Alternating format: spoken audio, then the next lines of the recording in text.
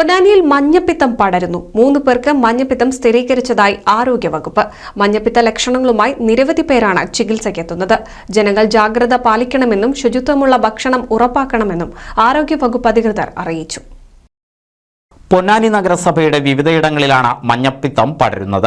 നഗരസഭയിലെ 31-ാം വാർഡിലെ 3 പേർക്ക് മഞ്ഞപ്പിത്തം സ്ഥിരീകരിച്ചതായി നഗരസഭ ആരോഗ്യ വിഭാഗം പറഞ്ഞു.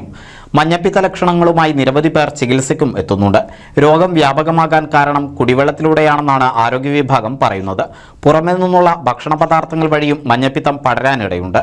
ശരീരവേദനയും കടുത്ത പനിയും ക്ഷീണവും ഓക്കാനം ഛർദി വയറുവേദന മൂത്രത്തിലും ശരീരത്തിലും മഞ്ഞനിറം എന്നീ ലക്ഷണങ്ങളോടെയാണ് നിരവധി പേർ ആശുപത്രികളിലെത്തുന്നത്.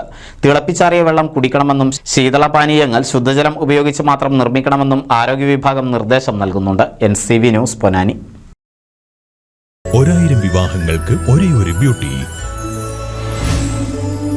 സിൽക്സ്, എടപ്പാൾ, ചാവക്കാട്, തൃപ്രയാർ, പുത്തനത്താണി, പെരിന്തൽമണ്ണ.